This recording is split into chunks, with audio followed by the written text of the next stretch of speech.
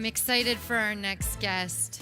As creative director of Moment Factory, our next guest spends his days exploring the ways in which cutting-edge technology can capture the magic of light, sound, and movement.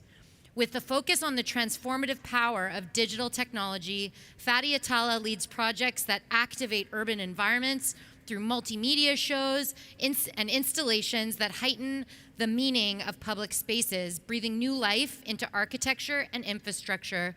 Please join me in welcoming Fady to the stage.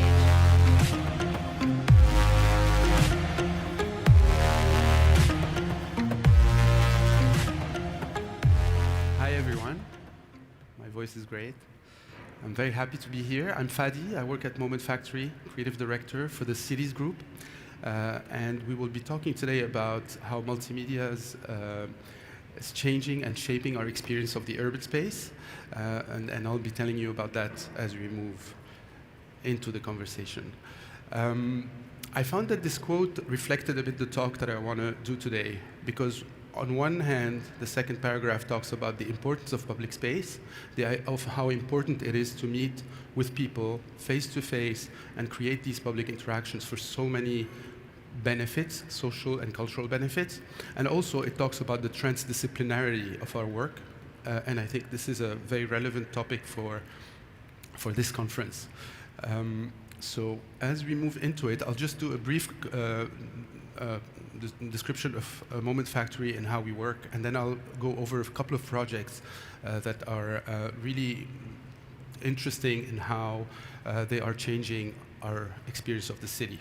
So Moment Factory is an entertainment studio, a multimedia entertainment studio, and we are really kind of cover 360, the whole range of creation, technology, and operations of multimedia systems. So primarily it's a creative company, and we create really ways for people to engage with each other in the public space. And that is our motto. Obviously a lot of conversations happening nowadays about being connected, about being together, but in the virtual world. For us, bringing people together in the physical world is what matters. So it's always the starting point versus other ways of connecting.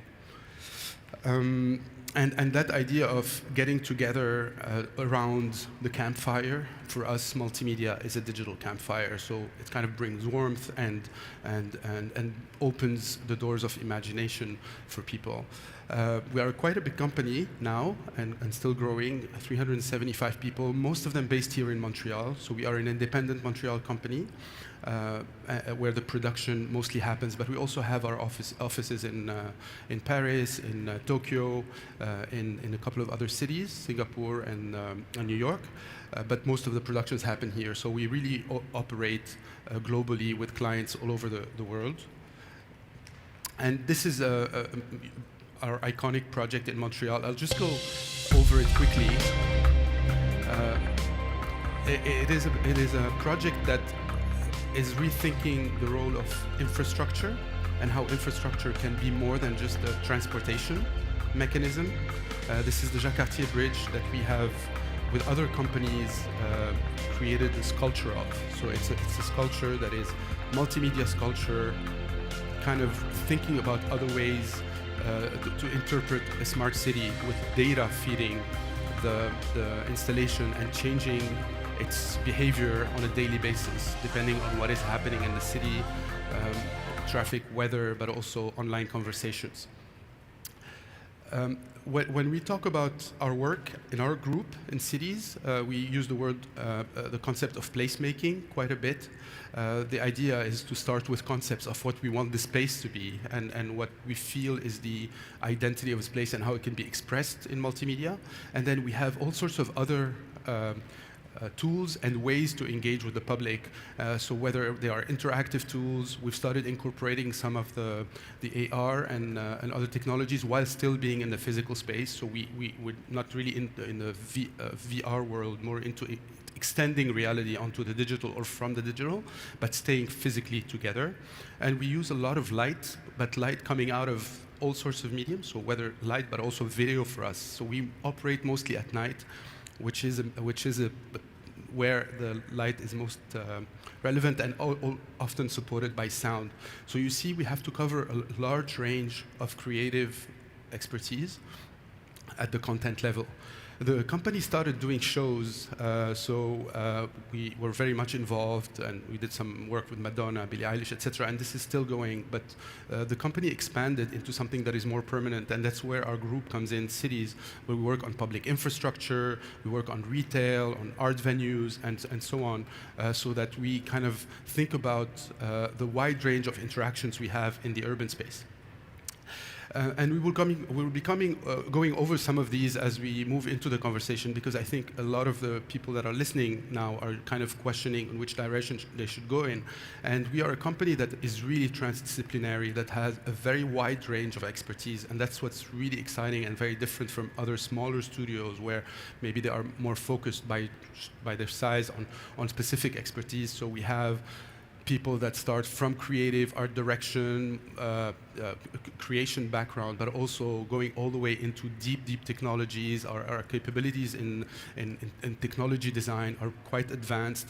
We have also producers, we have an interactive department, and of course all the content department, the ability to create images in motion and 3D and so on. A lot of scenography in our work, so how do we think about a space and how does multimedia inhabit the space and change it. So these are the three main our competencies, like centers of competencies, where our team is grouped within each of these.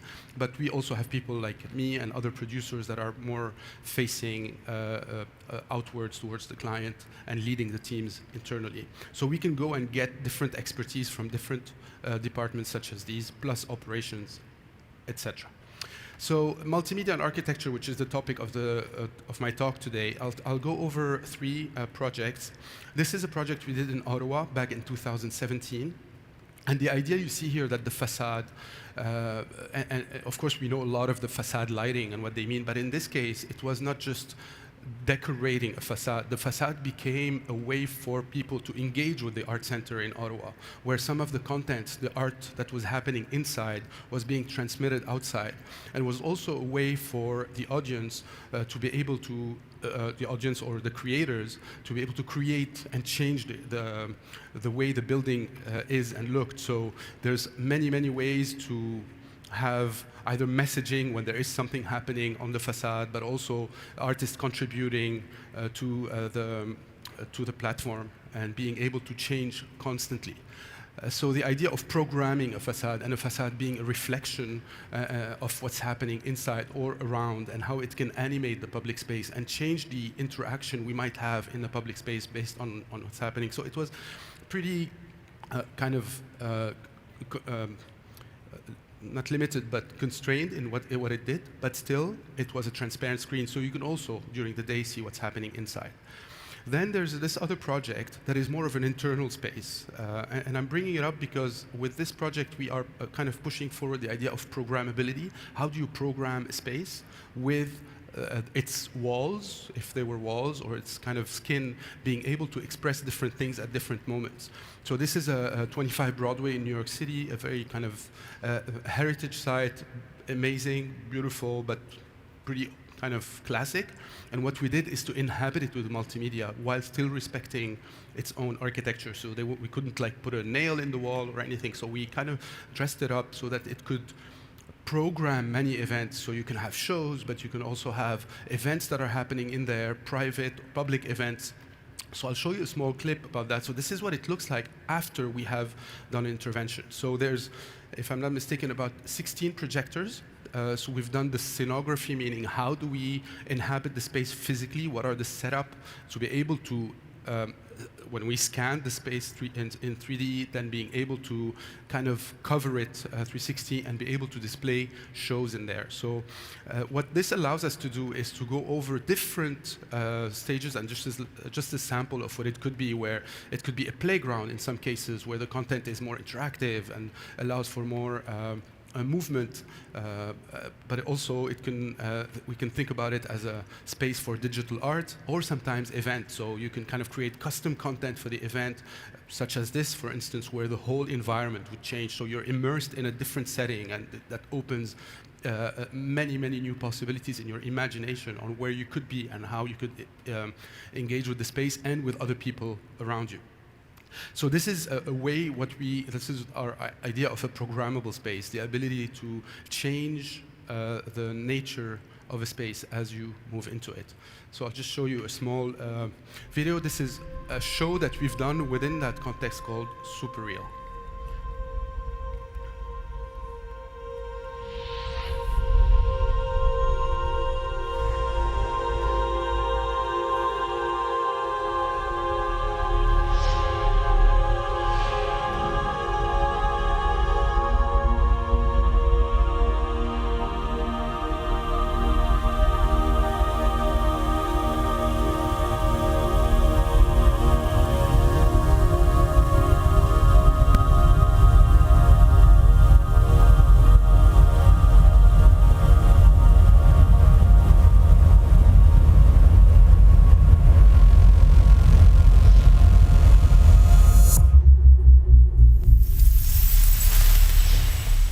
So by doing this show, maybe the volume is a bit high, by doing this show, we were able to sell tickets, kind of creating a new use for the space. So it's a ticketed show that is produced there, but also space could be rented for events with different content. So there's, as you see, different experiences we can have in that space.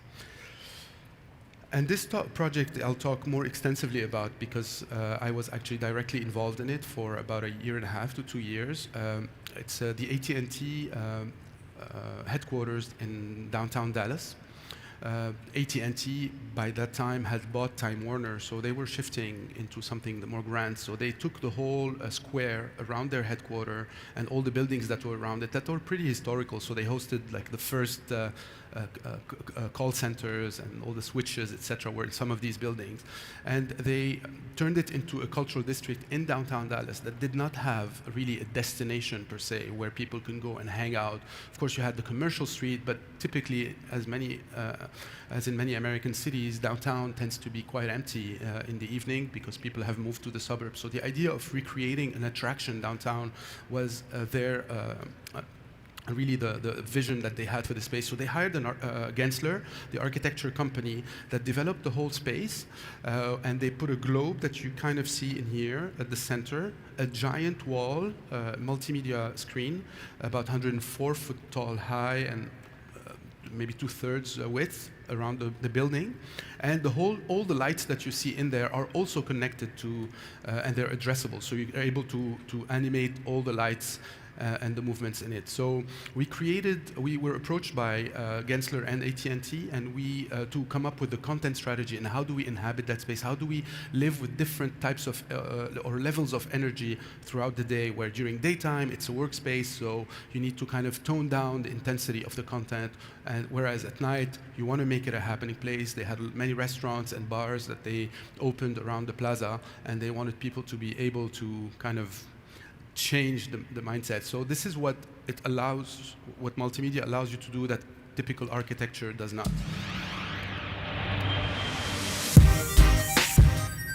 Yeah, thank you. AT&T and global architecture firm Gensler enlisted Moment Factory's creative and technical teams to reimagine the AT&T Discovery District in downtown Dallas.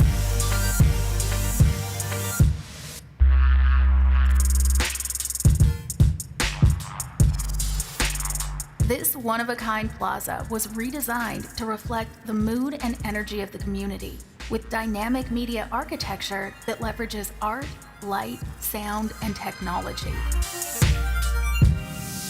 A 104-foot media wall towers as the focal point of the district, providing a high-definition canvas for a variety of cinematic experiences.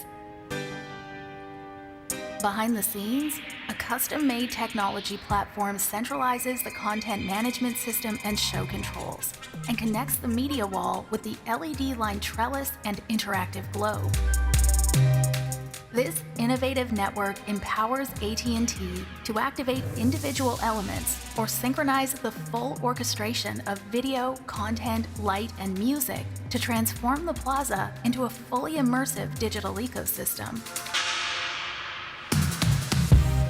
Evolving over a 24-hour period, high-impact and ambient visualizations offer moments of collective enjoyment, relaxation, and exploration. Through a partnership with Epic Games, our teams were able to unlock the potential of the Unreal video game engine, opening up endless narrative portals for discovery.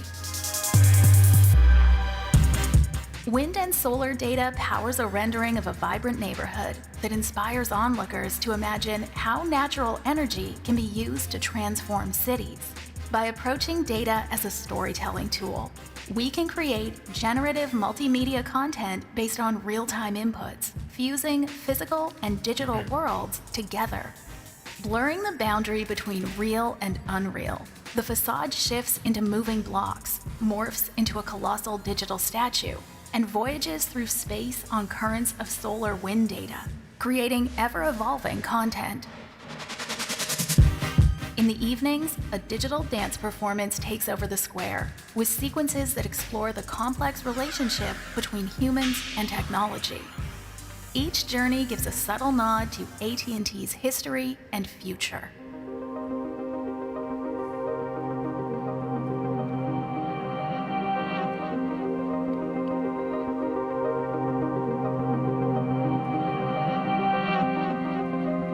One district, endless discovery.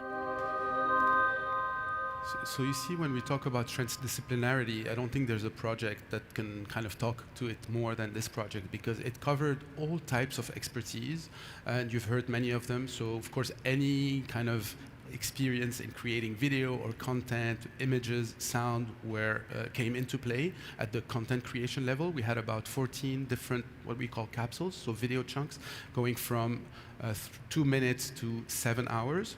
But also so that's kind of usually what we do that is in pre-rendered, but in this case, given the size of the screen, the files were so big that we moved everything into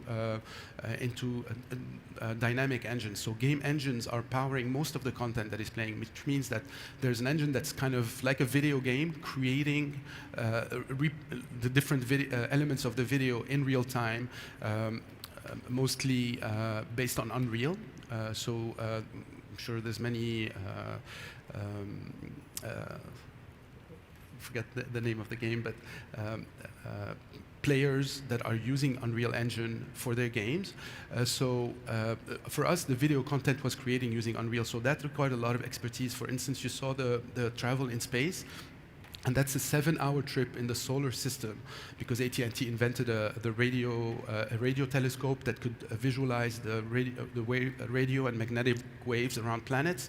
So we were able to recreate that trip based on the real data coming from representing the positions of the planets every day. So every day it's recreating this voyage based on where the planets are actually positioned in space with their moons and so on. So that was quite a feat, because the screen is huge, and the ability to create dynamic content, not on a small screen that you have at home for your video game or even a big one, but on 100-foot high screen was quite a feat.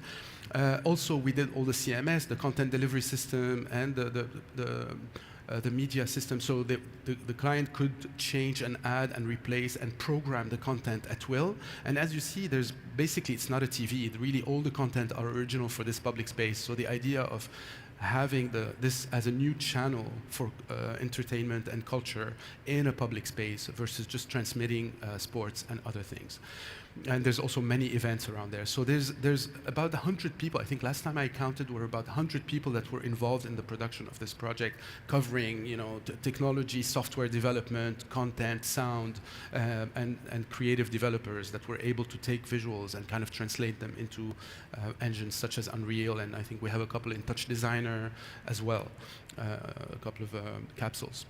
And the last piece that I'll talk about for the last minute is a direction that we're also taking now, where we're using multimedia to enhance and augment gaming. So whether sports or just games in the public space. You might recognize some of these games that you played on console. We recreated them in the physical space. So for instance, you can have a skating gig such as this one, where the floor is reacting to the skaters. The audience can interact with the skaters by sending different elements on the media platform.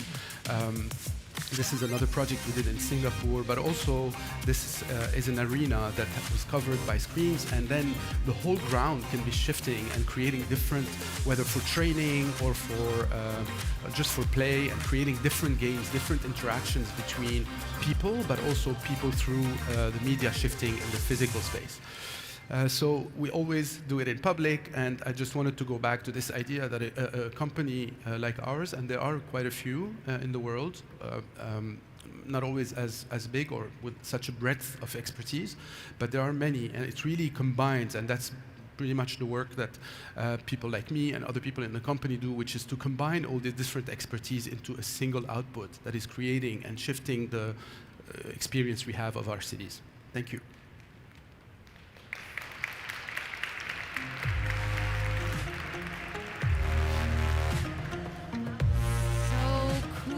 Do you have time to stay for a few audience questions with me? Yes.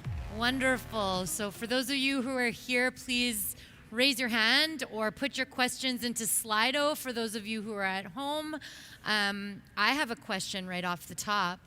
I'm super curious, obviously you really work in public spaces, which have been hugely impacted by the events of the past 2 years.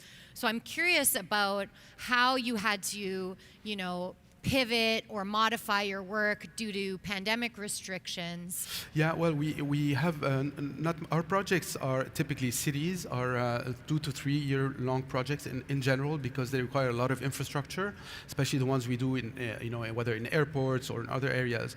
But a lot of our work, including the Luminas, which are the night walks in the park, we managed to do a lot of pacing and how we can kind of pace the experience in the physical space. But definitely we feel that people are really concerned about how to reanimate the public space in the future. Right. And of course, because some people are happy working at home. I'm not. I just want to go back out and be with other people, and so do I think many of us will want to do that. Everybody's excited about the 15th, where people want to go back dancing. But I think the need for rethinking public space and how it works is going to come back in a big way. For sure. One thing I also noticed, if I may ask a follow-up question, is that you do retail flagship spaces, which were hugely disrupted with all this e-commerce online. So I'm curious what you think physical spaces like that are going to have to do to really make people show up and come back and not just click a button at home. I think people will want to see something else. I think the experience we're having with our media at home, whether phone or other visual media we have in our homes, they want to see them. And frankly, I was surprised at the demand we have to kind of create that media in the physical space. So people want to go beyond just kind of, whether trying clothes or buying products. They want to be in a space that inspires them. And this is pretty much what we're hoping to do every single time. Great. We have so many questions here, so I will, unselfishly start to read some of them. We've got a good one that asks, while the tech is really impressive and beautiful when used for art, should any of us be worried to see, a advertisement dystopia a la Blade Runner? Does this worry you? Well, I think that's where I was very excited when we did ATT, and they were really kind of adamant, at least when they started the project, that this is not a platform for advertising. We want to really create content for the public space, to have people come over, etc. Now, sometimes they put on a trailer for a movie, etc., but they're kind of advertising for a movie, but in itself it has value because it gets people excited. There's a Dune trailer or something, everybody gets excited about. Wonder Woman was launched in the district. But frankly, when we get requests like that, and often we are getting requests, and they're saying, there won't be advertising on the screen. We want people to be there and enjoy the experience. That's kind of course. Okay, so you separate church and state in a way. We try to do that. Sometimes they ask for advertising, and we've tried to find a way to kind of, and we did that in Shinjuku Station in Tokyo, where we kind of mixed the advertising and content to create a balance between the two. Okay. And kind of inhabit the space in an interesting way. Very cool. I have another great question here, asking about your thoughts on the battle between creating original content versus using recycled content that's been augmented for your clients. Yeah, well, it's funny. We are having similar conversations in the company right now, where often we are asked to create. I mean, when you talk to a company like Moment Factory, it's like we need to do something that does that. So there's always what plays in downtown Dallas is probably going to be different from what you want to play in Toronto or in Montreal, because the space is different. So people are looking for content that is original, and that kind of reflects the identity of a place and creates the specific energy to that place. So we're not into recycling. This being said, sometimes you have paintings, same painting that could be in two different places, and it could also have sense to have them. But for our majority of our work, it's all pure. And it seems like you're integrating a lot of the history or a lot of the stuff that's there, as you did with ATT. Yeah. You really incorporated some of the projects that they had done to give it new life. Almost. Yeah. And for instance, when I talked about the space piece, really kind of instead of just kind of doing promo for AT&T, it's okay. What did you do to change the world? And then you changed the world by creating this telescope and the ability to visualize space. So we took it and created a voyage into space that could see something like that. So. Yeah, way more interesting than an advertisement. Yes, 100%. Absolutely. We have a lot of questions here that are sort of on the topic of talent, if I may. Absolutely. One of them, the first one, is do you ever experience sort of a talent war with other VFX companies, or is the talent pipeline an issue for you? It is for us and for every other company right now. And I was having this conversation actually with someone a bit earlier. I think people look for different things when they look for work. And the confinement is not necessarily helping companies, because I feel personally that people are detached from their colleagues and their companies. They're working from home. Kind of, if I'm interacting with a colleague XY and it's going to be A and B on the other hand, and I'm paid more, I'm just going to go because I have no emotional attachment. So I think the ability to create company culture that is strong enough to attract the right talent is going to be key as we move forward. And how do we bring people back to be part of something that is meaningful to them and to the world is going to be the key. But yes, for sure, gaming companies are growing fast. Every online company is kind of attracting a lot of talent, for sure. Okay. And so the next questions I have about talent are really about sort of our audience are early in their careers or just beginning their careers. How does Moment Factory bring students or early stage professionals to join? Is it on the logistics side or on the creative side, or where is there a fit for early starters? Well, I think a creative talent doesn't wait for them. They don't wait for people to finish their studies to start creating stuff. Okay. Usually they have portfolios, they are involved, they have a kind of a kick on something that they like to push on their own time, and kind of a creative endeavor that is motivating them. So I think this plays into what kind of creative you are. And the company encourages a lot movement, horizontal movement. So you could be a motion designer that ends up being a director, or working in cities, and then ultimately you want to move and work in museums. So I think movement within the company as you kind of grow and perfect your art and interested in new things, that's something we encourage a lot, to have people kind of learn, constantly learning. And then we have an MF school, so we help people, we train people when they come in on the tools and the way we work in the company. Okay, amazing. That was the next question, was about the program. So it's called MF School. Yeah, Moment Factory School. So Great. when you're in, you're like, well taken care of for onboarding in work and kind of training, but also there's all sorts of know-how that is shared with people. Great. And for students who are looking to stand out, what are you looking for when someone's coming through the door?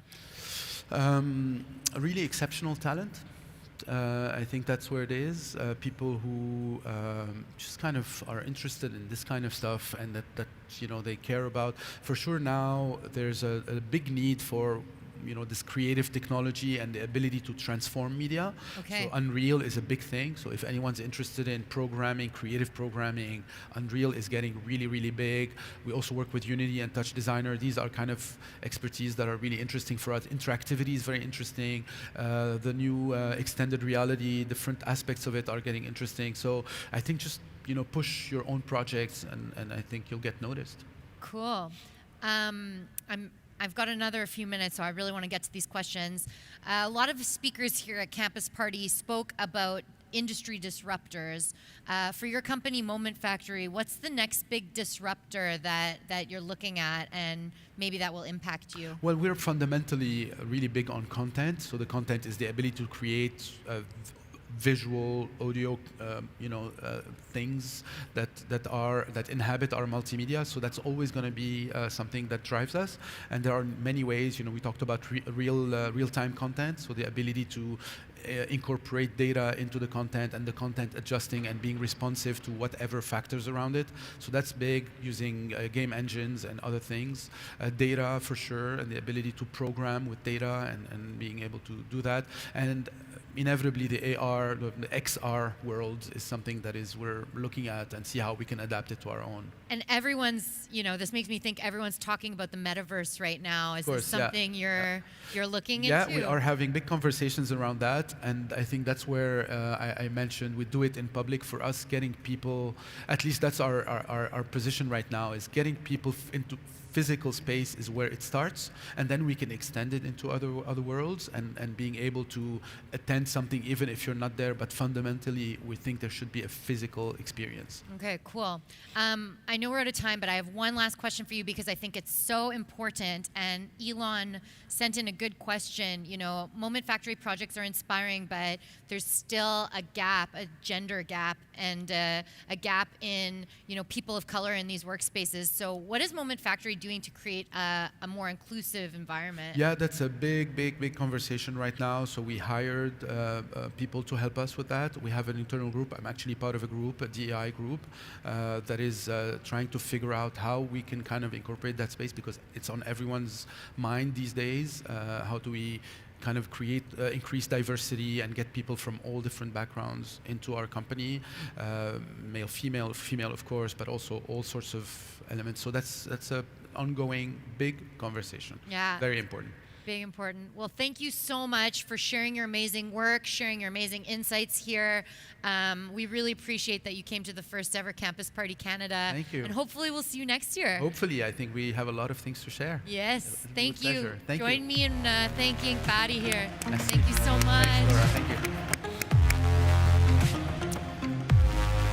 Okay, I can hardly believe that